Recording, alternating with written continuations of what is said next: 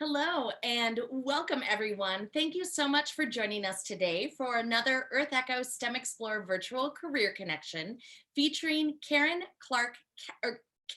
Castro Clarkson, a professional engineer and program manager at the U.S. Department at Homeland Security.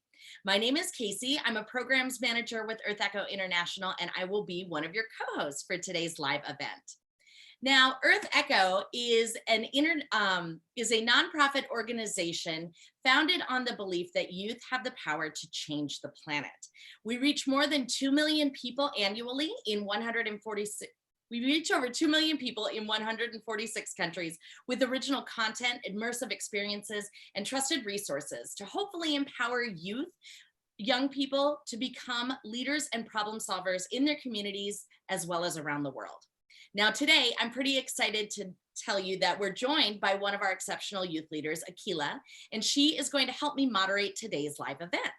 So Akila is a senior at Basis Phoenix in Phoenix, Arizona. And Akila believes one of the most effective ways young people can get involved in their community and begin discussions is through art.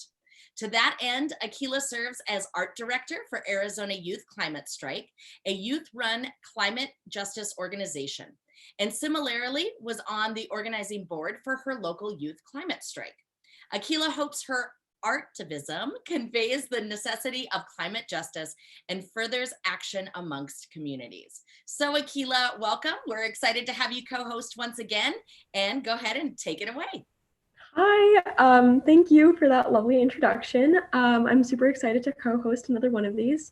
So we are super excited to have students from all over the globe joining us as we learn about exciting and sustainable careers in STEM. So, this is not clicking. Okay, so this live event is part of STEMExplore, which is one of EarthEcho's programs that brings inspiration to life by telling the stories of dynamic female professionals in STEM careers during virtual live career connections. And we want to thank our generous founding sponsor, Raytheon Technologies, for their support of women in STEM. And just another quick reminder that you can send in questions anytime via the YouTube chat or the Zoom Q&A function. We will break throughout today's presentation to answer your questions. So feel free to start typing questions into the chat as they arise, even if you think they're a little bit silly. So let's get started. So today we welcome Karen Castro Clarkson as our STEMExplore mentor. Welcome, Karen. Hello. Miss Karen Clarkson has served the federal government in various capacities, supporting acquisition programs for over 20 years. Ms. Clarkson is a program manager at the Department of Homeland Security Office for Countering Weapons of Mass Destruction. She is responsible for acquisition planning and execution of several programs that enable operational partners to promote readiness for chemical, biological, radiological, nuclear, or health security threats. During her work, Ms. Clarkson supports operators by providing information, equipment, and expertise to the frontline personnel who protect the nation. So without further ado, can you tell us a little bit more about yourself, Karen? Sure. Akila, thank you so much for the kind introduction. I'm really honored to be here with you all. Thank you to EarthEcho for including me today. And yeah, I'll be happy to talk to you about STEM and my experiences. As Akila mentioned, I'm a program manager at Homeland Security.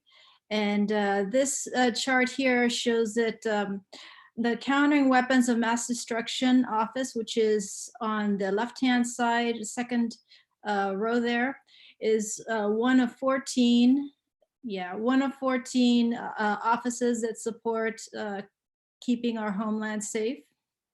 And we're in good company with Customs and Border Patrol and Transportation Security Agency, U.S. Coast Guard, Secret Service, and so forth. So let me tell you about being a program manager. So yeah, this slide here, sorry. So a program is, A program is when you have an objective and you have resources that you need to put together to meet that objective. And sorry, I lost my place. So program managers are often given different resources. Some of them might be money or staff, equipment, facilities, materials. And the objective of the program manager is to make the most of those resources to meet whatever the objective is. So you're managing and balancing the competing factors, which are usually cost, schedule, and performance. And you want to, maximize your performance, but minimize your schedule and also minimize your costs. And as you do that, you're managing the program.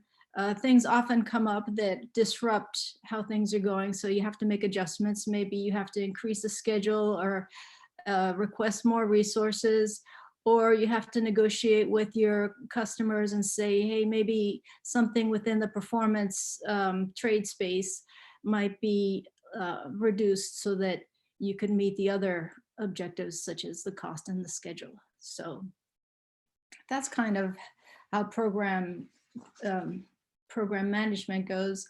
And programs that I work on are technology programs that support our customers, which are our end users of detection systems. But programs can be a variety of things. Casey said that she's a program manager and she has programs here giving you this important content, and she has her own objectives that she's trying to meet. A program could be a computer program or maybe a training program, or so there's all kinds of different ones. But for the ones that I work on, here's an example of one. And this is the on-dock rail straddle carrier portal. And it's a large detection system that scans our equipment. It scans the containers. You can see two large red containers going through the yellow scanning portal.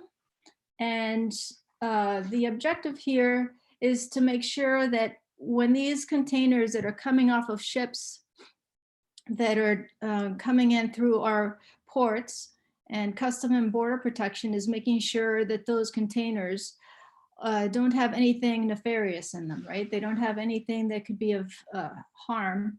And this particular portal that we were in charge of making for them makes sure that all the containers that get scanned don't have any radioactive material in them. So that's one of the, so when we're talking about countering weapons of mass destruction, one of the weapons could be a nuclear weapon. So we want to make sure that none of those could be hidden inside one of those portals.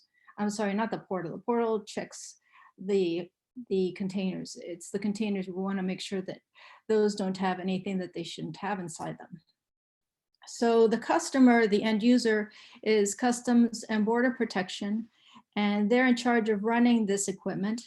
But my job was to make sure that the performance of the detection equipment meets its standards, and not only the user standards, but also state and local regulations and environmental regulations, and that they are also within the budget that was given to me and provided on a short timeline for this particular program. Also, I would note that these containers that are being scanned are removed by these large cranes, and those are the straddle carriers, and they go from the ship, and then they go through the scanning portals, and then they get placed on the rail or on trains and get transported to other locations. So if the scanner says everything's good, then they get put on the train. If not, then they get put in another location. And we have other scanning equipment that tells us what exactly is the cause of the alarm. So it could be something that's a natural source of radiation, like for instance, kitty litter could set off a detector because that gives off radiation. or it could be something that really shouldn't be there. So we have additional equipment that tells us what kind of source is it that's emitting that radiation. So that gets done at a separate location. And those different equipment, the ones that are detectors and also the ones that do identification, those are different programs that I work on. So that's just an example. And also about the Countering Weapons of Mass Destruction. That's an organization within DHS that was stood up in 2017. And the effort is to thwart hostile states and also non-state actors who could try to acquire either nuclear, chemical, radiological, or also biological weapons. So that's what I do. Let me see, what's the next chart?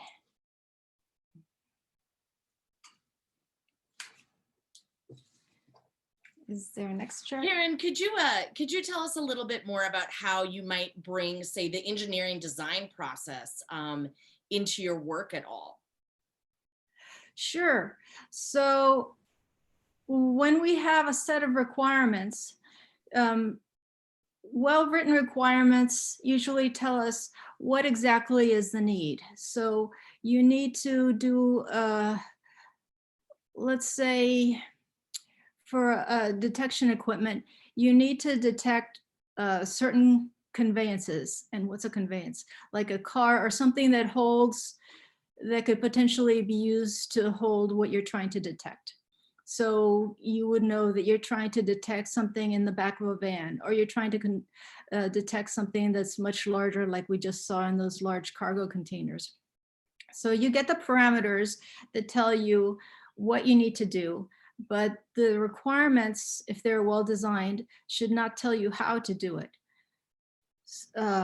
Like for a cell phone, you know that you need to have something that lets you make calls and lets you receive information, but you don't tell the designer how they're going to do their job. You just tell them what is the end result that you need in certain aspects, right? The things that are important to you. And then once you know what those things are, you are able to use your creativity to figure out what's the best way to solve that problem. And that's where you can be inventive and say, hey, wouldn't it be great if it also told you the location? And, or wouldn't it be great if you could do this much faster than it's currently done? Or you can add other things that separate you as a designer and your product from maybe what competitors are also thinking about. So yeah, you want to be creative. You want to be able to put your mark and have something that's interesting for people, you know, that's going to grab their attention and make it easier for them to use or give them a feature that they hadn't thought of. So definitely creativity is something that you would want to put in there. That's great. So I just have a quick question. It came up, but do you ever face any ethical dilemmas in your job? Ethical dilemmas in my job. I don't think I've come across any. Have I come across any ethical dilemmas? I can't think of any that I've come across. Okay, interesting to know. That's just something that came across. Yeah. Okay, that's super cool. So, can you tell us a little bit more about your journey? Where did you grow up? What inspired you to become an engineer? Sure, I'd be glad sort to. of thing. So I have a picture. There we go. So there's a picture on the top left that shows my parents, Alberto Castro and Sylvia Castro. And I'm the first of 5 kids. I have 2 brothers and 2 sisters. And we're all a very tight family. My father is from Colombia, South America. My mom is from Switzerland. And they're a great couple. So my mom, she was a nurse. She was studied to be a nurse, and then she became a nanny. And my father, he was a mechanical engineer until he retired. And they both are immigrants here to the US. So I'm a first generation American. I'm a Spanish speaking American, so I consider myself a Latina. So shout out to any Latinos out there. Yeah, so those two, they're my heroes. Like I said, I'm the oldest of five. There's another engineer in our family, Natasha. She's the second to the left. She's also a mechanical engineer. And then I have a chef in the family and a computer science guy in the family. He's the one wearing the green shirt. And then my other brother works for the World Bank. So a lot of professionals there. But yeah, about my parents.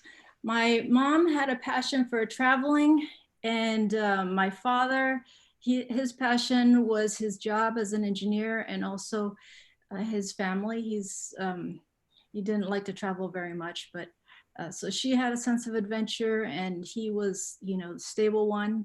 And I hope that I'm, a combination of both of those things. So they came here to the US, and my father, he bought us all what's it called? Drafting tables. And he was hoping that all of his kids would become engineers. And when I was in school, I went to an all-girl Catholic school, and nobody knew what an engineer was. None of the girls there did engineering. And it was kind of an unknown thing. And I really didn't know what it was either. But when I was in high school, my father was saying, oh, you need to have something that's marketable. You need to learn about math and science. This is something that you should consider. And I really didn't have a better plan. I was an okay student. I would say I had a B average. And I wasn't particularly good at any one subject. So I thought, well, I guess I'll try it. What could you lose, right? Hopefully it would go well. And if not, I would have covered my math and science requirements and have done something different. But so I was from an all-girls school, and then I went to an engineering program, which was almost all guys. So that was a big switch, but a very welcome one from my perspective. I was glad to be in that situation. And I found it easy to make friends, and I really enjoyed being around smart people. So for me, engineering was very energizing. I would say any of the sciences, I would have been thrilled to be in the company of people doing science, because I always found that to be really cool. Even though I was not, a student in science or even in math, but I found that with enough desire, and if you, really keep trying and keep at it, you can gain those skills. So it's definitely achievable. So I went to the George Washington University, and that's where I landed. And the first couple years as an engineer are the same pretty much for any kind of engineer. You have to do your basic physics, you have to do your calculus, you have to do chemistry, you have your core requirements, you have to do your English, and you probably have some electives in there too. So I didn't have to decide right away what kind of engineer to be, but I found that mechanical engineering made more sense to me than some of the other fields of engineering. So when I was starting off, there were 4 choices for engineers at the George Washington University. You could be an electrical engineer, mechanical, a civil engineer, or a chemical engineer. And I think computer science was just starting up at that time as well. That was a while ago. And when you take your physics requirements, you start off with electrical and magnetism, and then there's there's static and dynamic, so motion, right? And then you have your chemistry and all these things. And to me, electrical and magnetism, which is the core for electrical engineer, was very hard for me to wrap my head around. So I kind of knocked that one off. And chemistry was okay, but I wasn't all that great at chemistry. Whereas the dynamics, statics and dynamics, which is the core for mechanical engineering, made more sense. So I just stuck with it. And then, so the other thing I found out about college, being in college, is that the first 2 years when I was in school were the hardest of the 4 years. So once you got through those core classes, the weed out courses, as they say, it became much more manageable. And once I was going and I was, I had my established group of friends and we were encouraging each other, I didn't want to leave. I was committed. So it was good. It's really encouraging to hear you talk about that because I'm heading into college in fall. So it's nice to hear that, like, it's not like all awful for 4 years. No, the adjustment period is. I would say college was a fantastic experience. Engineering can be very stressful if you're into the sciences and math, especially it was for me because, like I said, I wasn't top of my class. I wasn't a fantastic student going into it, but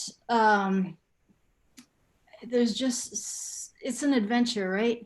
You go out, you do the best that you can, and you see what you can make of it. And the other thing about it is, it's not all or nothing. It's not like you have to start in engineering and then if you hate it or if it doesn't work out, that it's lost time. It's not, you grow from that experience and you find other opportunities. So like my best friend, who's a lot smarter than I am, she went to college, started off in an engineering program and decided that she didn't like it at all. But she turned into a math major instead, and she did quite well for herself.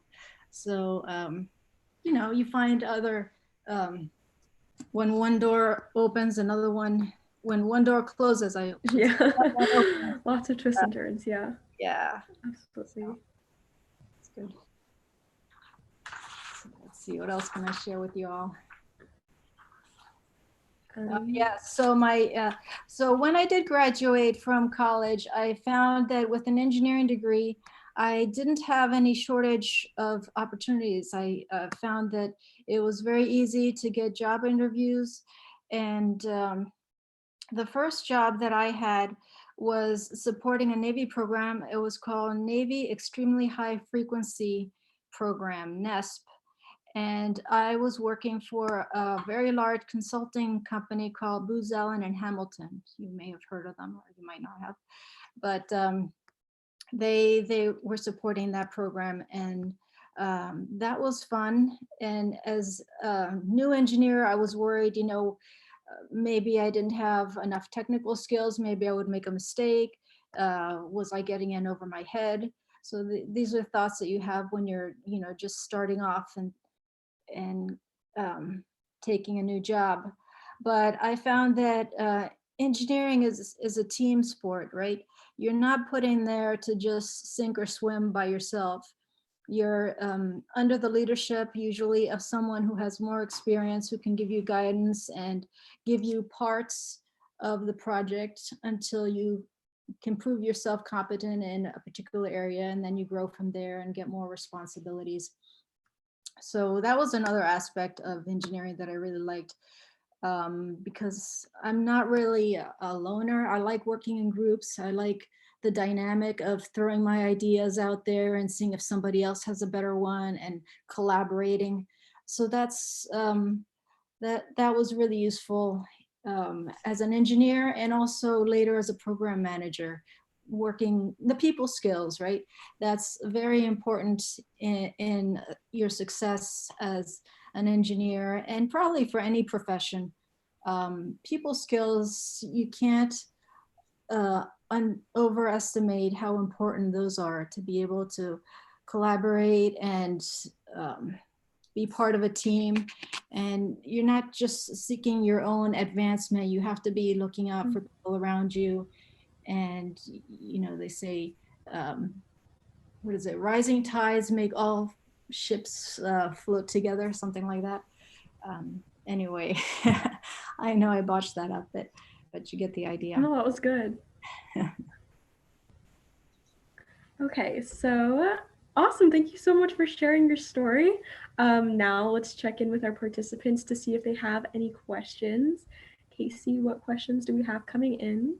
All right, so we do have a variety of questions coming in, and so those of you, again, who are in Zoom, use that chat space or the Q&A space. If you're watching live on YouTube, go ahead and use that chat space. So let's see. So the first question I have for you is coming from Linda, and Linda asks, what do you do if those containers have weapons inside? Oh, so as a program manager, that's I have to make sure that somebody can't sneak something in without the detectors knowing that it's in there. The US Customs Border Protection, what they do is they do the law enforcement end of it. So if they find something that's there, they will essentially quarantine it and put it off to the side, make sure it doesn't get on the rail, can't go any further, and they will investigate what it is, what caused it, and then they'll backtrack and find out who sent it, right? So those are all actions that they would take. But fortunately, I haven't had that happen. So we haven't, but we definitely, they have the procedures in place to take care of that. And they do similar things if there's drugs, for instance, somebody smuggles drugs, they have that skill set from other types of commodities that they have to look for, and contraband, you know, things that are manufactured illegally, or that are not meeting our standards that maybe some other country might want to smuggle in. They look for those things as well. Excellent. So kind of a follow-up question, and I guess a clarifying question is, so you have never seen an instance where you've come across a weapon or even radiation? Oh, we have definitely come across radiation. Oh. But not a weapon. Okay. So some sources of radiation, like I said, might be normally occurring, for instance, kitty litter. But there's also other sources that might be like industrial gauges and things that are used. For instance, smoke alarms have small radiation sources in them. And so there are legitimate reasons why there might be a radiation source being transferred. Also, maybe a laboratory might use a radiation source for doing tests or for research.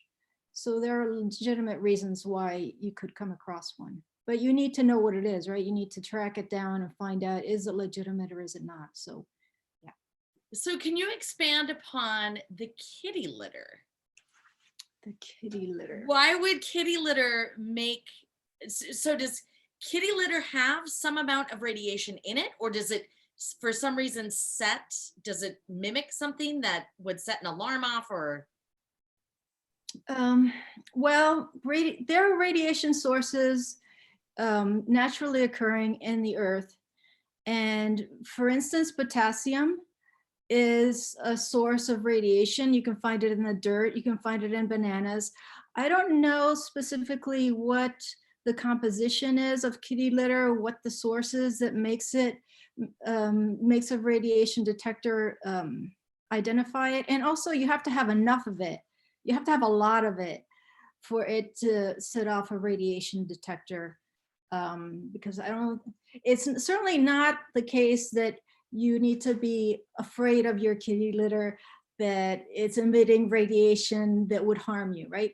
You can also get radiation from the sun, from the atmosphere. So there's small amounts of radiation that are naturally occurring that we all, come across anyhow. How interesting. Okay. We do have another question. So Dessa wants to know, have you ever made a patented product? And then the second question to this is, um, Dessa says that they do engineering class at school. And so do you ever use the engineering thought process or the engineering design? Okay, so when I graduated college, I married an electrical engineer, and he was a very creative guy. He went into medicine, and he had the idea, and I worked with him, and we did create a piece of gear that would attach to a surgical lamp. And this piece of gear was something that was patented. So I was in on it. It wasn't my primary idea, but I did help with the designing of the mechanical structure that would hold this lamp. Actually, it was a camera. It held a small camera onto the lamp that was used for surgeries. And that was a while ago. But the thought process. So one of the key aspects of engineering, yeah, this diagram is very useful. So yeah, one of the big benefits you get from studying engineering is a very methodical approach of approaching problems. You have to make sure that you really understand the problem very well, and that's really the starting point, and then you go through the other steps. This is an approach that we always use. So with any program, we go through this process. Yes. Excellent. So another question we have coming in is, and I know you did mention this, so I'll kind of back up those slides a little bit, but again, can you tell the viewers of where you went to college, what your major was, and aside from the training you had in college, what else did you need to do to kind of get where you are today? Did you have any internships or fellowships? Sure. So I studied mechanical engineering at the George Washington University. That was my bachelor's degree. And then once I was out in the workforce, I was part of the National Society of Professional Engineers. And they encouraged me to get my professional engineering license. And that requires some extra exams that I had to prepare for. That was definitely a worthwhile effort, and I found that made me a little bit more marketable. That's why my title, it says PE on the end, professional engineer. And those exams are very thorough. The first set is called Fundamentals of Engineering, and it covers all the Bachelor of Engineering topics to make sure that you didn't just get the grade, you actually know what you're doing, right? So that's the fundamentals of engineering. And then that's followed by a second exam. And that one is in whatever topic that you're going for. So mine is in industrial engineering. And so that was a certification that I obtained maybe 5 years after graduating. And I also had the opportunity to do some to go back to school afterwards while I was working, and I got a master's of systems engineering, and that was from the Johns Hopkins University. And I think, you know, any time that you have the opportunity to do additional learning, you should take advantage of it. You know, it's I think you can do well with a bachelor's, but why would you turn down the chance to learn something new? You know, that's what I think. That's great. Thank you. So Akila, I'm gonna go back to you. Keep those questions coming, audience, but Akila, it's now up to you. Okay, so I just had a quick question. So you talk a lot about creativity and how that plays a role in engineering. And for a lot of my life, not so much now, but like STEM and art has been marketed as two separate spheres where like they can never like coexist with each other. So can you talk a little bit more about how creativity has played a role in your engineering career and how you express creativity now? Well, right now as a program manager, I'm not really designing.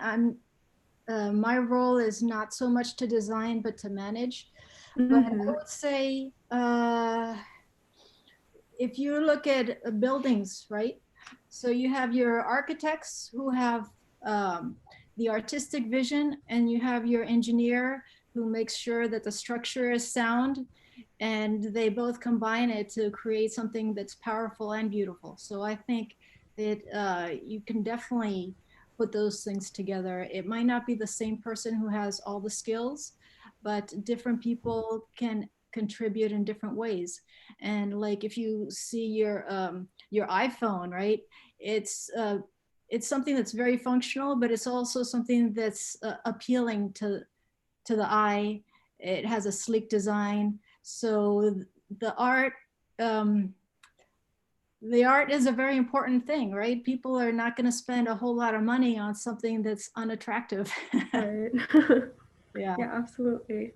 So do you ever like find like language barriers between art and STEM, like difficulties, and are there, I don't know, like environment or not environmental, excuse me, like translation gaps? Like I know some scientific things are really hard to communicate. So how do you like get over that gap and make things more like digestible for people? Yeah, that's true. Communication is very important to good program management. And from the technology side, there might be people who are very knowledgeable about their little area, and have their PhD, and can tell you the scientific background on some aspect of the detector, right? But your users have a very different perspective, and they don't understand that lingo. So they Right. might have, it's different from an artist, but still they have a different, they're coming from a different angle, and they don't have that same perspective. They don't have that same language. So to make things work, to make the team productive, you have to be able to translate from the technical down to the language where the user can understand it, and pull out the things that they care about, right? They don't care Right. about certain aspects of it. They don't need to know everything about how it works. They just need to know that it will work the way that they need. So Right. yeah, translating requirements into something that is accessible is also part Mhm. of the job. Mhm. Okay, thank you. So like Casey said, keep the questions coming, and we will break again in a couple more moments. But wanted to talk about some realities. For instance, how much can someone expect to make if they follow in your footsteps and decide to become an engineer? Yeah. So engineering is something where you're gonna be able to make a good living, I would say. Coming out of school, you would be able to expect to get, I believe, 50,000 on the low end, and then over 100,000 um, if have put in a lot of years into this, and also having additional degrees also makes a difference when you're going towards the high end. Great. So here at EarthEcho, we believe that we can act now for a sustainable future. So can you tell us how your work contributes to a sustainable future? Sure. So I would say that engineers in general are very well suited to helping with a sustainable future. There are a lot of different ways in which engineers could participate in that. I thought of a couple, and for instance, you have a water treatment plant there. So I'm sure that there were a lot of mechanical and chemical engineers that had a hand in putting that design together. And then, we also know that there's a lot of plastics and trash that are accumulating in our oceans. And mechanical engineers would be very well suited in finding ways to clean up those areas through mechanically removing some of the debris, right? I don't know what that contraption would be called. But that's within the skill set of a mechanical engineer. And chemical engineers also, um, to help counteract some of the pollutants that might be out there. they would be well suited to that, as well as things like acid rain. Engineering, it has the skill set, they have the science and the problem solving abilities that are very useful in being part of a team for making a sustainable future. As far as my own work, my mission within the Countering Weapons of Mass Destruction is so in the unlikely event that there would be a nuclear catastrophe right here in the US, that would have a devastating effect on nature, on animals, on people that might be within that footprint. So our work is to preclude that from ever happening. We work with our end users to come up with the technology solutions that are needed for that mission space. That's great. Thank you. Lastly, do you have any words of advice for students out there? Sure, I'd be glad to do that. So I'm thrilled to be able to share with you. And I would say that if you're interested in science, that you should definitely go and pursue it. Give it a try. What could you lose, right? It's something where you could have a big impact, maybe for the environment, maybe in other aspects. But you could use your creativity and also your problem solving abilities to make a difference. And there are opportunities, you can make a good living. So I would say it's good in that regard as well. And for me, it's exciting to be able to have the teamwork, to be able to work with people who are very smart. I feel like, you know, their good habits and their qualities that are scientific and hardworking rub off on me. At least I hope so. So I think you're in good company, right? So I would encourage anyone who's interested to go ahead and do it. Give it a try. It might not work out exactly the way you think it will when you're starting off. You might have some idea and along the way find that there's a better opportunity, a better idea. And you don't have to have it all figured out when you're starting off. You can just go in a direction and then see where things take you. So be fearless. Yeah. That's really good advice and something I'm trying to manifest in my own. So thank you. Any last questions for Karen, Casey? Oh, you're on mute. Thank you. Yes, we do have some questions coming in. So one question is, what is your life like right now, Karen? What is your work like while a lot of people are social distancing and staying safer at home? Yeah. So I'm one of the fortunate folks who are able to telework. Most of my work as a program manager is interacting with people and reviewing documents, preparing presentations. And I find that I can do most of it just from my desk at home.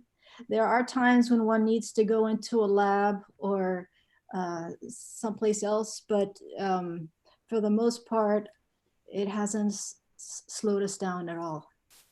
Excellent. So, so once things do, quote unquote, get back to normal, what would your typical day look like? Do you telework often, or do you have an actual office space that you go to, or a specific area that you travel to throughout the year? Yeah, I work downtown in Washington, and I telework about once a week. And like I said, I like working in a group. I like the interaction with people, and I find it's more stimulating to be face to face. So I don't want to telework all the time. I have tried that on a previous job where I was working from home, and I found that it didn't suit me that well. But I do like having a little bit of it, and not having to drive as much is also a benefit. Yeah. That is good. That's definitely a benefit to teleworking. Definitely. And another question that we have is, what is the most surprising thing that has ever happened in your career as an engineer? The most surprising thing. Um, so there's nothing really that I could point my finger on that's one exciting thing, but I would say that it surprised me that setbacks can be a really big opportunity. So I was afraid, you know, when I was starting off, if I make a mistake, I'm going to ruin my reputation. I'm going to let people down. It's going to be a disaster. But I found that it's not the case. Things go wrong and you have to adapt to them and you have to face up to them. And by doing that, you grow out of it. You learn things that you wouldn't have learned if you hadn't gone through the hardship.